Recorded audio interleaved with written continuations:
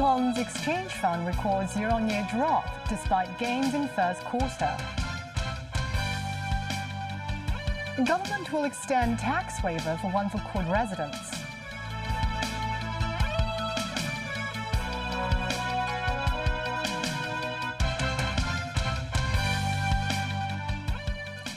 Good evening. Welcome to TVB News. Hong Kong's exchange fund recorded investment gains for 5 consecutive quarters, reaching $34.5 billion in the first quarter of 2026. But the figure dropped by 56% compared with the same period last year. This, as Hong Kong Monetary Authority Chief Executive Eddie Yue said, the instability brought about by the Iran war contributed to the decline in gains, adding that he does not expect positive results in the second quarter of this year. He stressed the fund will further enhance its liquidity. Timothy Lee tells us more.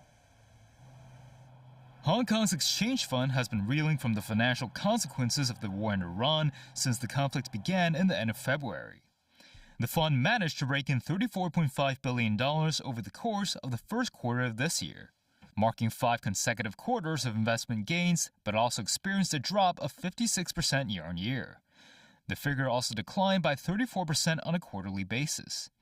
Throughout Q1, the fund's Hong Kong stock investments lost $5 billion, while other stock investments lost around $11 billion. Bonds and foreign exchange investment, on the other hand, logged gains of over $50 billion. This as $5.8 billion in investment income have been earmarked for the government's fiscal reserves. Speaking at a Legislative Council Financial Affairs panel meeting today, HKMA Chief Executive Eddie Yue stressed the HKMA will aim for further diversification as U.S. dollar assets continue to dominate the exchange fund. Yue noted authorities are unsure how the Iran war will progress and its impact on oil prices and inflation, emphasizing that maintaining and enhancing the fund's high liquidity will be their chief aim. He said despite the U.S. Federal Reserve being unlikely to cut interest rates for the rest of this year according to market expectations, the city's economy remains resilient. Timothy Lee, TVB News. Mainland tourists continue exploring the city on the remaining 2 days of their Golden Week holiday. Both retail and hotel sectors said the holiday brought them business growth. Memo Ngai reports. Mong Kok, a tourist hotspot, is busy with mainlanders on Monday afternoon, apart from getting an ice cream from the iconic van. The nearby pharmacies and eateries were also popular among the tourists. The Immigration Department said more than 700,000 mainlanders visited the city on the first 3 days of the holiday, a slight year-on-year increase. Lawmaker Peter Shiu said the continuous geopolitical tensions, such as the Middle East conflict and strained Sino-Japan relations, might have explained the rise in tourist volume. He said Hong Kong's jewelry and makeup sectors have benefited from the Golden Week, recording a double-digit growth in some districts. The hotel sector also recorded a growth in business over the holidays. Cho Ying-wei, Executive Director of the Federation of Hong Kong Hotel Owners, said the room occupancy rate in tourist districts had reached 90%. But he voiced concerns about some of the alternative options available for tourists to stay in the city, including illegal guest houses and capsule rooms. He urges the government to strengthen enforcement against such operations. Mums 9, TVB News. Today marks the final day of the first homecoming phase for one-for-court residents. This as the government announced that property owners and residents of the housing estate will be waived from the final tax payable for the 2025-26 year of assessment in a bid to relieve them of some financial pressure. Timothy Lee reports. Residents of Wan Tai House and Wan Sheng House continue to return to their homes and batches to retrieve valuable items as the first round of home visits drew to a close. This woman said she returned home to collect as many of her paintings as possible, since she spent decades using a brush to seal the countless memories of her travels. While this man said he managed to retrieve 7 carts full of items, mostly consisting of furniture. But not all were able to recollect their belongings with ease. This woman said her home was completely devastated and that her safe was badly damaged, adding that she will need time to open it to retrieve the precious watches and jewelry stored inside. In a bid to relieve affected residents of some financial burden, the government announced that they will be waived from the final tax payable for the 2025-26 year of assessment. 數字上面究竟對於稅收上面嘅影響嚟講咧 This is Chansey Wai, the Commissioner of Inland Revenue, said authorities are currently unable to measure the scheme's impact on local taxation. Timothy Lee, TVB News. A Hong Kong court on Monday sentenced a man to prison for 32 months after he was convicted of scamming over $500,000 from his friend's mother. The man's friend was said to have been trapped in Thailand's KK Park. The sentencing was held at Wan Chai District Court. The court says the offender was 23 years old when he committed the crime. In 2024, the woman received a call from his son saying he had been kidnapped to Thailand's KK Park. The son said his friend Ken would be able to rescue him and asked his mother to pay ransom to the person. But the offender was actually Ken. In the end, the mother paid a total of $530,000 to the offender. The court criticized the man for acting unshameful and sentenced him to a 32-month jail term. Former New York City Mayor Rudolph Giuliani is hospitalized and in critical but stable condition, his spokesperson said on Sunday. This comes days after the Republican told his online talk show audience that his voice was a little under the weather. There's no word on what sent the 81-year-old Giuliani to hospital or what his prognosis is.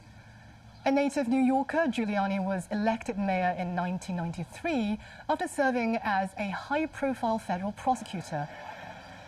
He became celebrated as America's mayor for his leadership after the 9/11 attack that felled the World Trade Center Twin Towers.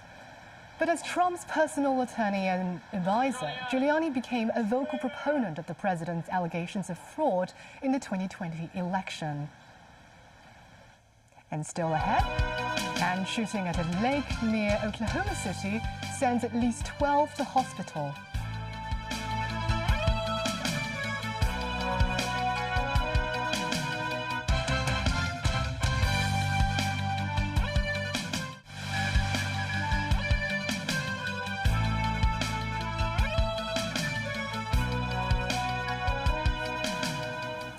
French President Emmanuel Macron was among the leaders of almost 50 countries to gather in the Armenian capital Yerevan for the 8th European Political Community Summit.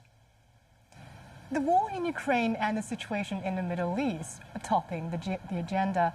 The summit will be co-chaired by European Council President Antonio Costa and Armenian Prime Minister Nikol Pashinyan. Macron will stay on in Armenia after the summit for a state visit. Canadian Prime Minister Mark Carney will also be joining as a guest, the first time a non-European country participates in the meeting. Armenia had been a strong Russian ally, but has applied to join the European Union as it seeks closer ties to the West. At least 12 people have been hospitalized following a shooting at a party near Oklahoma City in the U.S.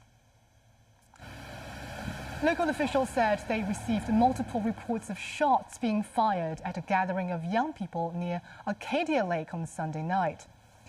They said that in addition to the 12 people taken to hospitals, more may have driven themselves and the victims are in various conditions. Regional media reported that 2 men wearing ski masks had opened fire, but no one has yet been arrested so far.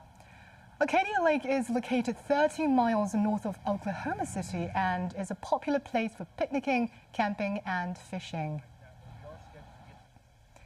A United Airlines passenger jet from Venice, Italy, struck a light pole on the New Jersey Turnpike on Sunday afternoon as it was coming in for a landing at New York, New Jersey's airport in the U.S.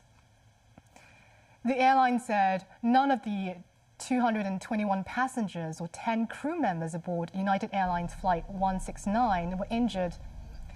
Local police said a landing tire and the underside of the plane also hit a truck, and the light pole then struck another car that was on the highway. The truck driver was hospitalized with minor injuries. United said its team is evaluating damage to the aircraft and is conducting a rigorous flight safety investigation. 2 people died and 3 were taken to hospital following an explosion at a house in Bristol, southwest England. A major incident was declared by Avon and Somerset police following an explosion at around 6:30 a.m. on Sunday. Police confirmed the 2 dead were a man and a woman, and 3 were being treated for minor injuries, including a child. The explosion is being treated as suspicious but not as suspected terrorism. Last week, the UK raised its terrorism threat level to severe, the second highest level, after police declared a stabbing attack in London's Golders Green area a terrorist incident. Some drivers said the eastern section of the Fanling bypass helped to divert traffic. The new road was opened on Sunday. Traffic was busy on the bypass on Monday morning. A traffic police was stationed on the side of the road to monitor the situation. A driver thinks the road can help avoid traffic jam black spots, providing another commute option for residents going between Kowloon and to the North District. Another driver said the new road could save about 5 minutes of his time. Celebrations erupted across Milan after Inter clinched the Serie A title with a 2-0 victory over Parma. The Piazza del Duomo was filled with fans clad in blue and black moments after the final whistle at the nearby San Siro, with flares and fireworks lighting up the night sky. The atmosphere stood in stark contrast to a year ago, when supporters faced the combined heartbreak of losing the league title to Napoli and suffering a humiliating 5-0 defeat to Paris Saint-Germain in the Champions League final. And that's the news. Thank you for watching.